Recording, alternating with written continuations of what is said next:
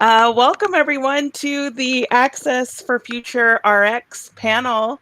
I am very, very excited to be here with an amazing, amazing panel. Frazier, Erin, Hawley, Katherine, Mahon, Angelina, Dayton, and Keisha Howard. I'm going to let them introduce themselves, but I'll first introduce myself. My name's Regine Gilbert. I'm an industry assistant professor at NYU. I teach user experience design as well as assistive technology, and I have a great interest in the area of immersive tech and XR, and I couldn't be happier to be here. We're going to start off with Frazier. Thank you so much. My name is Frazier. I'm the founder and CEO of XR. It's a kid-friendly VR platform where kids can make their very own VR adventures. Thanks, Kai. And next up is Erin Hawley from Geeky Gimp. Hi everyone, I'm Erin. I work in accessibility and consultation. I've worked with Microsoft on the Xbox Adaptive Controller. I've worked with Adobe and Logitech as well on their products and messaging. And I've also worked a little bit in XR accessibility. Thanks, Erin. And Katherine. Hello, I'm Katherine Mahon. I'm the founder of HomeAgain VR. We are a volunteer-driven nonprofit organization, and our volunteers use virtual experiences on our platform to connect with people and provide positive social interaction. And accessibility is at the heart of what we do. Many of the people who use our platform are in assisted living and nursing facilities. So accessibility is very important for my work as well. Thank you. And Keisha. I'm sorry. Yeah, go ahead.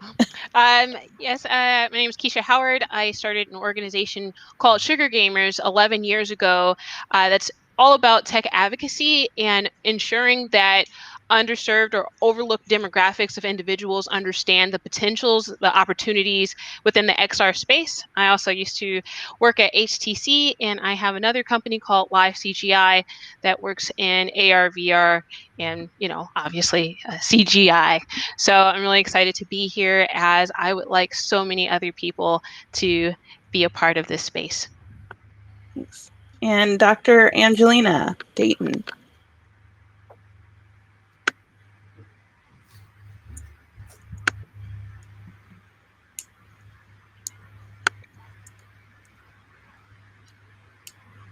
Dr. Angelina?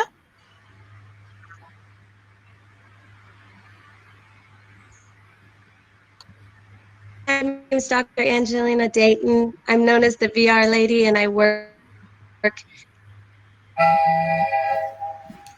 Am I not coming through? It froze a little bit, but I think you're coming through now.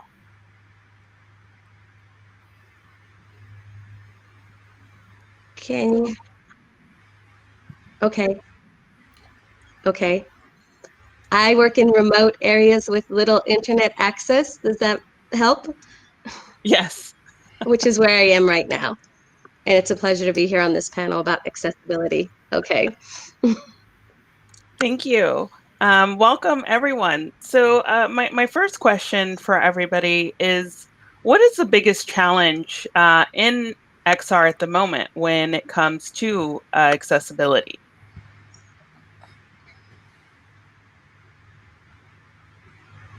And we can start with whoever would like to answer first. Well, I guess I'll take that. One of the things that I've found, especially leaning into my community and then also working heavily with brilliant technologists who work on the hardware and software within XR, is language barriers.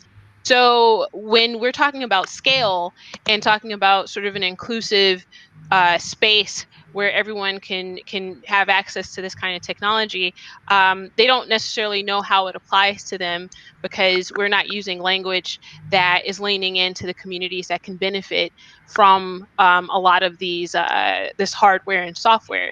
So it takes a lot of there's a lot of challenge there because not only are you realizing that there are some challenges, some social disparity issues within the industry, but you're also simultaneously educating a community of individuals that has had no prior exposure to it, and to have such a twofold job and understanding that the language sort of changes as you're speaking to people who aren't in this space. It's kind of been, a big part of this journey. Thank you. Anyone else? Yeah, I'll add to that question. So our organization has done a lot of work with hospice patients, as well as a lot of people who are bedbound and bulk and the weight of the equipment. Patients aren't able to wear it for very long. It actually weighs down on their face. So for people who don't have a lot of strength in their neck, it can be difficult to have large headsets. And then also like the intricacies of the controls, I think are difficult. A lot of the people we work with also have arthritis in their hands. So, small buttons, just very minute details in the controls make it difficult for certain people to use. Thanks. For me, I see the biggest challenge is both accessibility and being able to afford a VR headset, especially because people with disabilities usually or often live on SSI, and that doesn't really afford you the ability to get into XR. And also, personally, I do not own a VR headset because I know I can't access it, which is why I'm trying to work on access for both myself and for others. And I think a big thing is that we can't access it because we can't afford to. And I can piggyback off that. Working with a lot of students, we run into similar issues. It's the hardware is so expensive that it further increases the digital divide that we see on a regular basis. So between not being able to afford headsets and maybe weaker Wi-Fi access, it really takes out a lot of new creatives who would love to get into the platform, and they usually don't have that chance.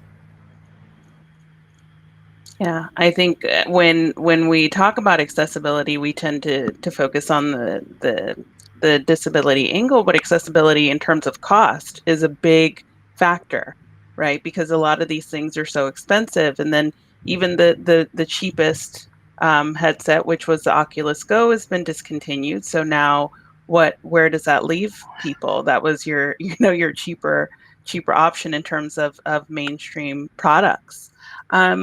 What are the most critical changes that we must make to face the future effectively when it comes to XR?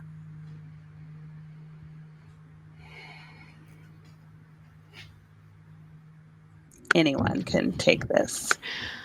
What are the challenges that we face as it comes to XR? Is that well? What's the most critical changes that we must make moving forward to face the future in an effective way? I mean, I think it's interesting. having more discussions with, like, one of the things that, for example, Microsoft did with their adaptive controller is that they really leaned into the communities that they were trying to reach with their technology. And I think that the XR industry as a whole, I mean, I understand the complexity of the software and the expense of the hardware, but in order to scale, you have to be able to talk to as many demographics as possible and solve their problems with your hardware.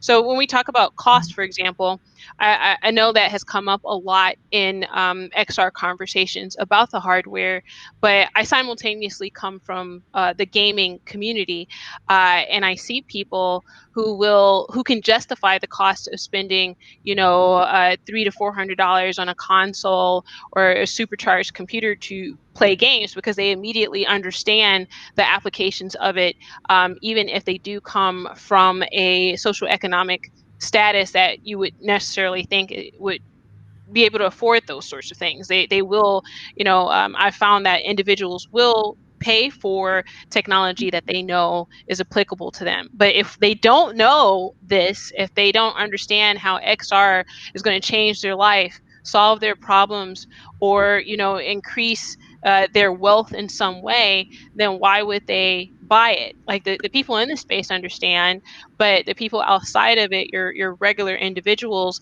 how are they going to be a part of it all? And I can jump on with that. In addition to that, one of the things we also see just trying to get new people into VR is comes down to the content. When they see a lot of engaging VR content, they a lot of diverse people don't see themselves in it. So it leaves them questioning, is there a place for them in the future, especially in a lot of XR opportunities. So I know for myself, it's a struggle in encouraging kids that they can make their own content to make themselves included. But without that example, it really takes out a lot of kids who don't feel like they belong. Erin or Katherine, any thoughts on critical changes that must happen so that we can make things better for the future? Well, I have a comment just about the content itself and the hardware. I would like to see more focus on improving resolution in the VR headsets. Because I think for education and for training purposes, it's going to be a lot more effective for people if we can actually see things in better detail. I think there's been a lot of focus on adding robust new technologies, adding haptics, eye tracking, but until you improve the resolution, I think that I just think that's a really important thing to focus on that hasn't been talked about nearly enough. Erin? I'm gonna jump back to accessibility and being able to afford a headset, because to me that's the biggest barrier that I see for people not being able to, get into XR. Thank you. And I think to kind of sum up what you all are saying is something that's often said in the disability community is nothing about us without us. So if you're creating this content, then you need to make sure that this content is being created, not only being created by a diverse set of folks, and as well as making it inclusive and accessible, for sure, Also, on multiple levels. Right. Because accessibility should not be an afterthought. It should be built in from the start, which means disabled people should be, helping to develop. So yeah. Yeah, thank you. Who right now is making the greatest advancements in XR, and what are they doing, in your opinion? That is a great question.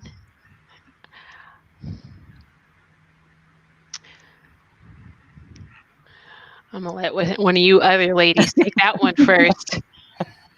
I really like, well, just in general, XR for empathy training. Specifically, the company I'm thinking about is Embodied Labs. They've been working in the space for a few years now, but this idea that XR can put you in the shoes of someone who is suffering or struggling, whether it's somebody with an illness or someone who's being discriminated against. I know that the woman who founded it had to be a caregiver at the age of 19 for her mother who had early onset Alzheimer's. And so one of their experiences is to put you in the position of somebody who has dementia.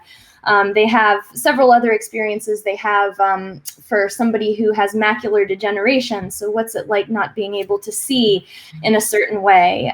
They recently added one for, what's it like to be a trans woman going through treatment. They have all of these great experiences for putting, especially for caregivers. It's especially meant for people who are caring for those individuals. And I think I really love that concept. I think it's great. And I'm glad to see that it's gaining traction in the industry. Thank you. Anyone else? I think XR Access is doing a really good job promoting accessibility in the XR world. Obviously, from the title of the organization.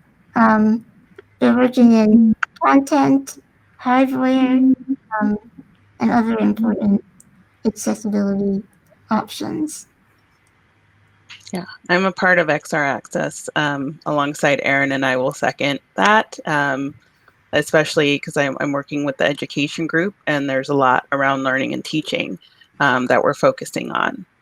And if I were giving my opinion, I would say Kai's work is quite impressive in terms of doing big things, working with kids, and having them experience things that they've never experienced before. And I will I was going to say your work, because I have your book right here that talks about just how do we design for accessibility in a digital world. We don't have a lot of examples to look at sometimes with XR, so I'm always appreciative of work like this. So thank you, Regine. I appreciate you. Thank you.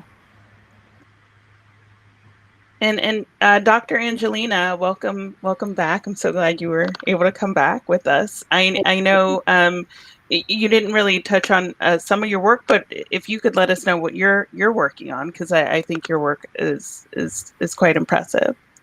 Right now, I'm working at a very remote school to get them connectivity for when COVID-19 closes down the school again.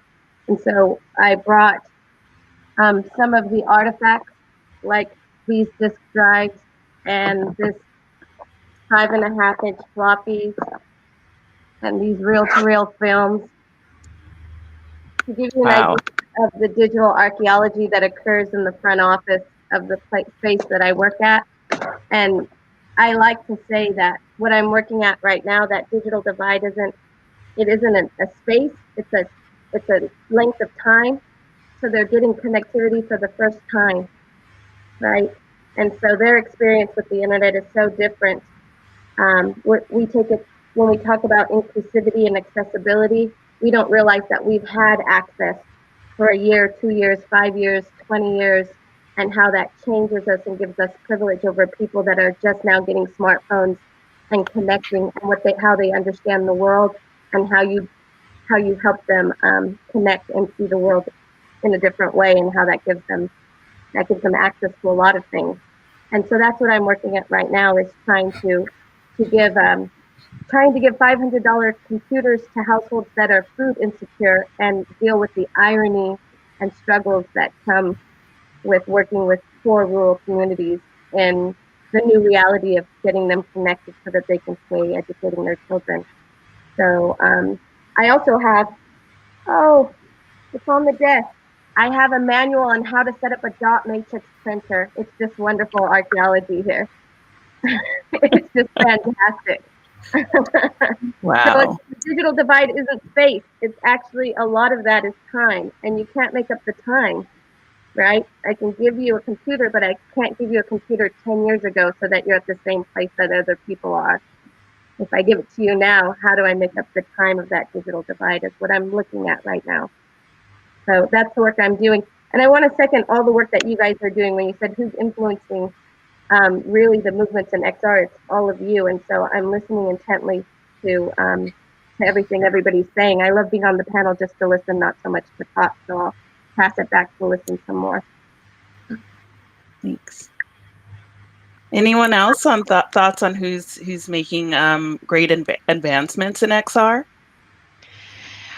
I mean, at the end of the day, anybody who is taking the time to lean into communities that are often just overlooked or not invested in, I mean, it's hard work because normally the funding isn't really there where it should be.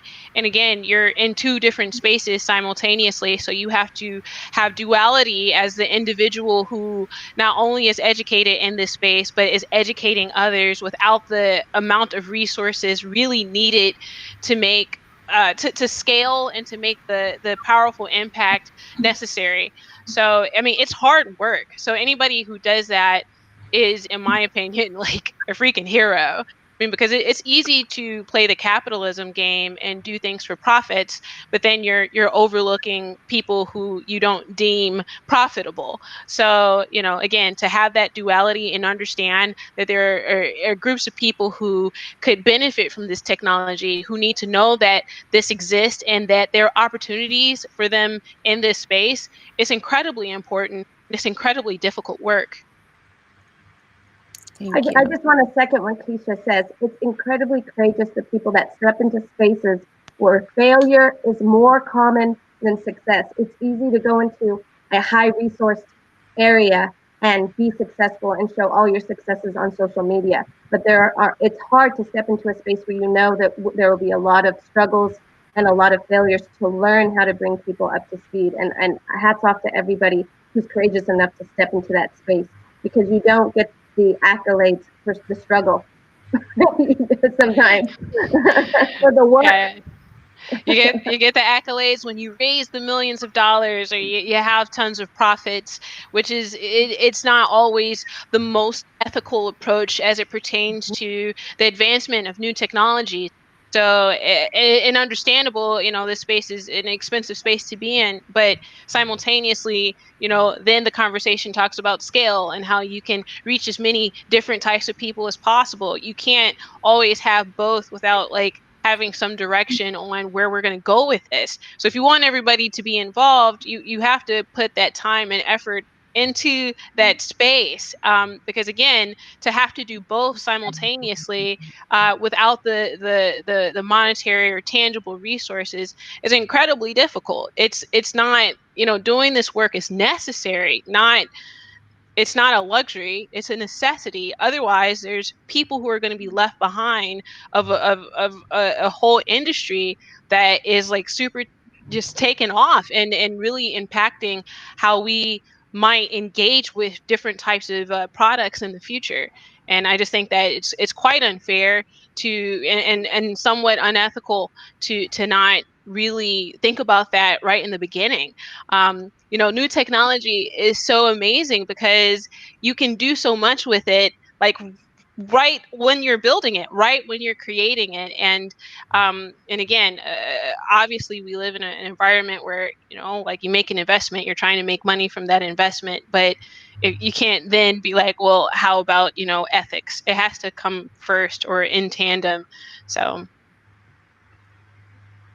Yeah, thank you. Yeah, what Keisha said, I think a lot of people, say, thank you for trying to make things accessible.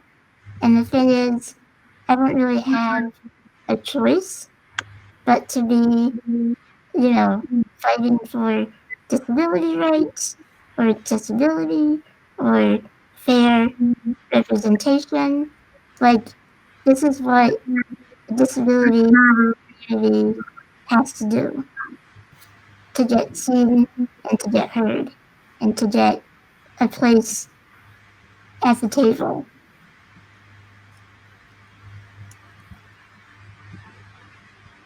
Yeah, I mean, Shirley Chisholm said if they don't give you a seat at the table, you bring a folding chair, right? And so we're bringing the folding chairs. Yep. I'm bringing my wheelchair. Yeah, you bring in your wheelchair.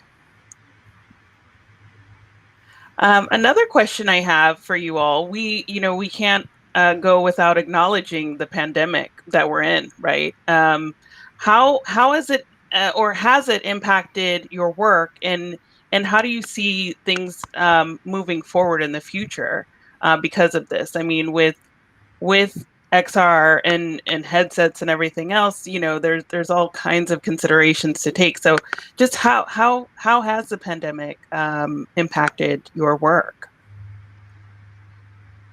Well, I mean, for a lot of for me at least, I've been definitely encouraging individuals to, take risk and developing things around XR, and a lot of that has been location based, and that's been somewhat of a disaster at this particular moment. But then I think about the movie Ready Player One, um, which you may or may not have seen. And there's this world where we're actually reliant on XR to do everything, where our actual world is sort of dismantled. And that's more sort of cynical way of looking at it, but I'm not, like, we're in between there somewhere. We're in between, like, having to take a pause and understanding where we're at as a society as it pertains to investing in this space, like even if it's just a single person and you're getting the hardware, the computer, the internet requirements and everything. But like more than ever, we're going to be working remotely, and the applications in XR are very important and impactful right now. Like as we're all in our boxes, we're looking for more ways to engage and more ways to sort of touch one another. And this space is what is going to allow that, while we as a world, as a country, try to recalibrate to all the things that we didn't plan for. So I mean, I think it's a very important time to talk about it, as at the same time it being one of the most challenging times to talk about it. I think that we're living in a time where technology has more of an opportunity to make a difference in people's lives than ever. And like Keisha said, there's so many unique challenges associated with the pandemic. From what I've seen, COVID has exacerbated an already critical problem with loneliness and isolation in older adults.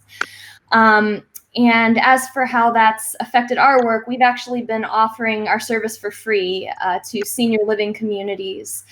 And I think it's really helping people a lot. It's difficult, because like business wise, we're not taking in a whole lot of income since the pandemic started. But a lot of these communities, people are stuck in their rooms. We're talking about very high risk individuals in their 80s and 90s. A lot of whom, a lot of lower income communities, they may have one iPad for the whole community to share between 100 individuals living there. And that's their only connection to their family, because their family can't come and visit. So there's been a lot of depression and a lot of struggle in these communities. And, with our program, our volunteers have been connecting remotely with these people who aren't able to get out, giving them tours of different parts of the world, having conversation, letting them tell their stories. So that's felt very meaningful, but it's also very hard, because I know that, our volunteers who interact with these individuals who've been, arguably the most isolated in these last couple months, tell them stories about how difficult it's been. So it's like our volunteers are companions, but they also have to be listeners, and they have to hear about the struggles that the pandemic has placed on people and families. And so I think it's given us an opportunity to make a real difference, but it's also really hard to see, especially the older people struggling with this right now. And Catherine, I'd like to share a story out here in rural Oklahoma. A lot of the older farmers or retirees will sit at the donut shop or at a little seating area at the beginning, at the front of a gas station, and they get together at daybreak and they sit and they drink coffee and they tell their old stories and over again, honestly, sometimes, and they don't do that now because they can't. And I was at a shop and I was getting something, and an old man was in line in front of me, and he paid. And when he left, the cashier told me, I've never seen that man so lonely than since he's had to start spending time with his wife.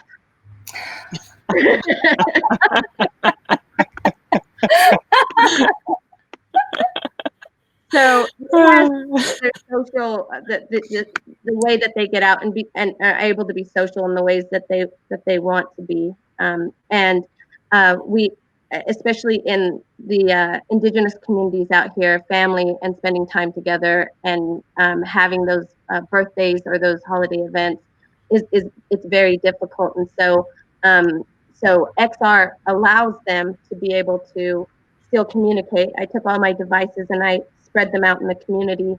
I don't know if I'm ever going to get them back, honestly. I don't even remember who I gave them to at this point or where they traveled to.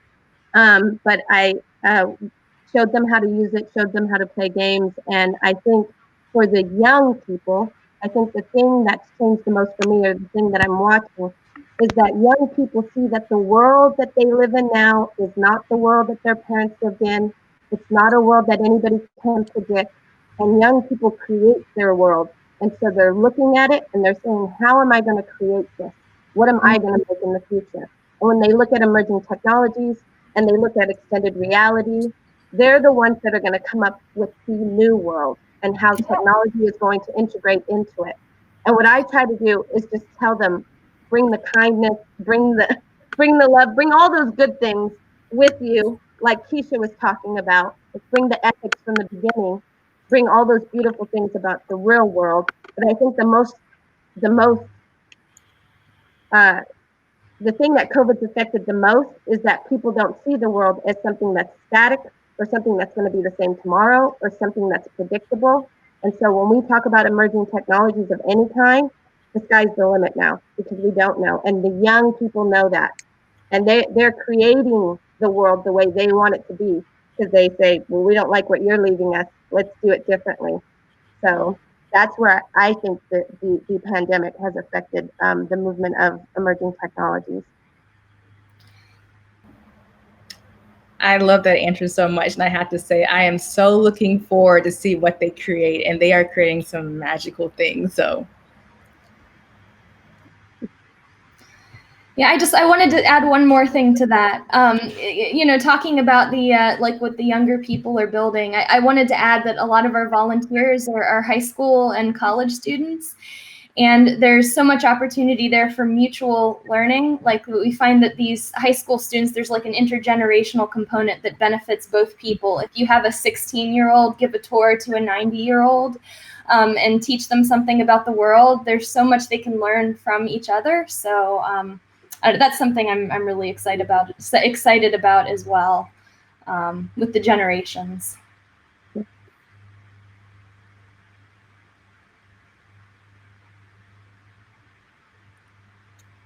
Erin, has the pandemic impacted your work at all? Well, I always worked from home, so not really for me. Although I have to say, I really appreciate all the virtual conventions because now I can, attend all these great events that were otherwise not accessible for me and for others. So I hope this, trend continues for sure.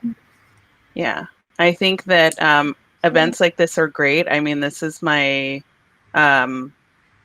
third, I think, event that I'm a part of that's remote. And I think having in the future, when things might be okay to meet in person, having a hybrid option so that if people, can attend or they want to attend certain sessions, like having this works so well, I think. And Kai, has the pandemic impacted your work at all? Of course it has. So for my work, a lot of what was affected was the accessibility to VR. So we didn't need COVID to let us know that kids didn't have access to Wi-Fi and things like that. Or for VR, they're missing a lot of tools. So now it's been a positive shift, I'll say, because it's forcing us to really rethink digital education. A lot of people never even thought about digital education. So now we're having to think about, what does VR look like in these spaces? What does it look like in rural communities who are not connected, or inner city areas who are not connected? So I think it's really moving the needle forward in a way that we couldn't do before COVID. So like I said, I'm really looking forward to seeing the changes that come, especially in education. Agreed with that. And my last question for everybody are, what opportunities are there for social impact with accessibility and XR?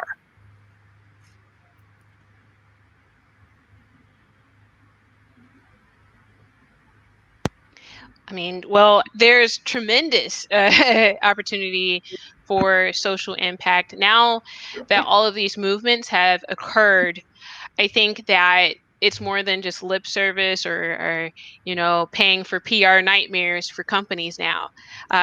Companies who aren't marketing to individuals appropriately, or do not have the bare minimum of ethical standards, are now punished by their bottom line, by their profit margin, because we are, as a collective, are now starting to be a lot more active and a lot more aware of how these companies are working. So I think that now more than ever, it's time to really, do things that will be impactful for social change and social good. People are listening, people are leaning in, because they want to avoid moments like we're currently experiencing. And so this is an opportunity, and I don't necessarily have the answers for exactly what could be done, because there's so much there. I mean, besides education, there's entertainment, that's the fun stuff. There's the medical industry, and I've seen like all of these spaces do some really tremendous things, and hopefully we'll see more of that. And also those companies lean into having diverse teams while they're working on new applications for XR. So I'm really excited, and I'm hoping that people and companies really move forward, even if they are forced to be more ethical, knowing that this is the best for everyone and ultimately the most profitable.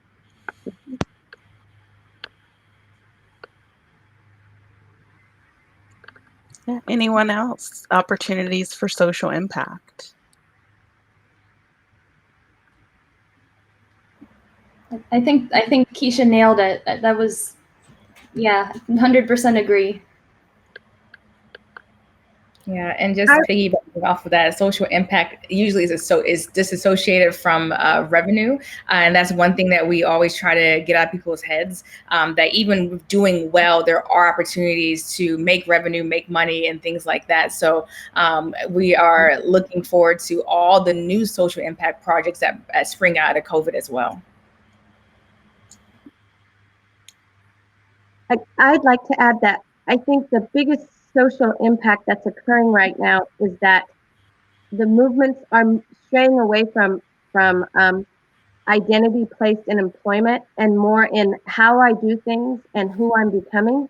And so young people kind of lead the social movement, like Keisha says, from a very ethical standpoint. At the end of the day, I need to like who I am. I need to have my identity validated in the world that I live in. So when I move forward, the things I do are going to create the world where I have a space in it, that I own, and that's where the youth are going. And either people are going to listen because they're going to be creating the world. You're going to be left behind. I try to tell the adults and the teachers, get out of their way because they're coming through. And so social impact for me is really about supporting and magnifying the efforts of young people who really know what they're doing and want to bring about a better world, and saying, how can I help you in that? What do you need from me?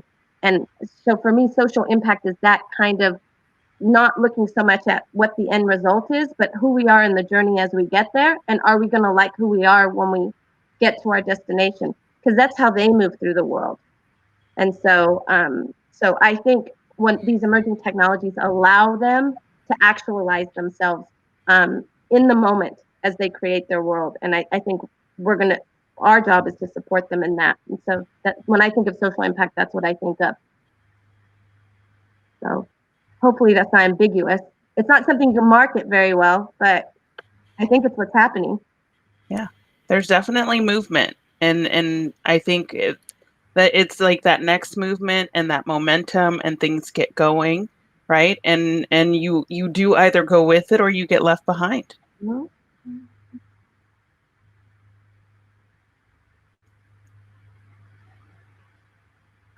So are there any closing thoughts as we're wrapping up in our last few minutes? Anything you'd like to say to the Games for Change audience that's here about your work, what's coming up next for you, anything we should be looking out for?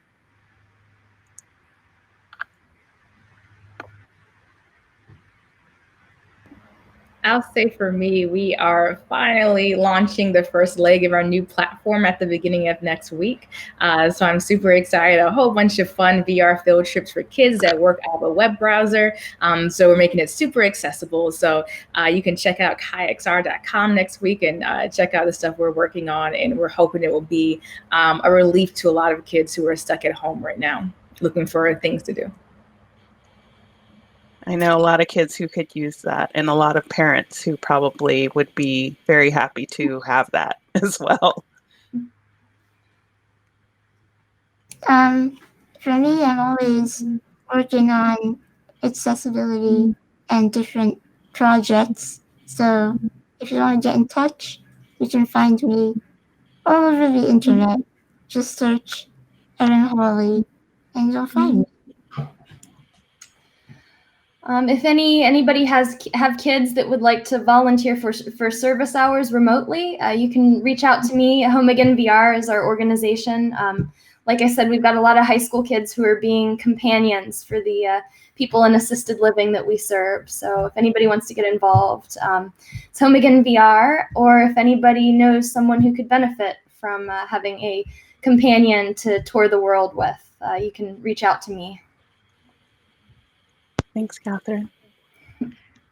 Well, I guess the company that I'm working with now, Live CGI, we sort of specialize in virtual environments.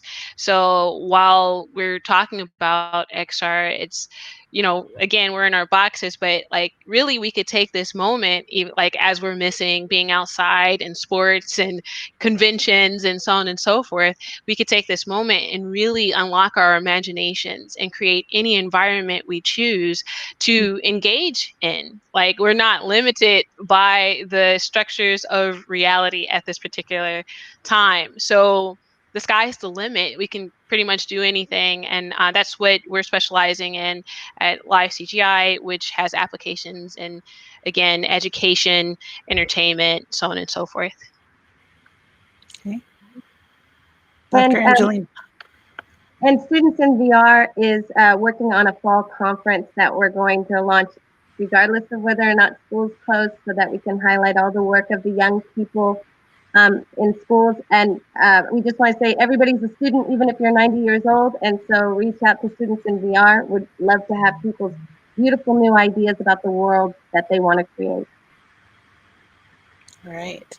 Well, thank you all so much, Dr. Angelina, Kai, Erin, Katherine, Keisha. This has been a very insightful panel for me.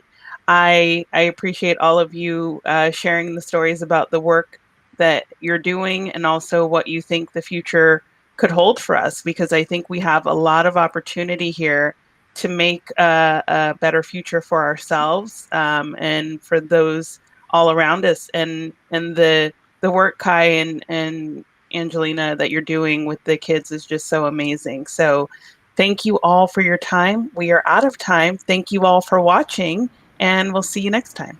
Thank you. Thank you.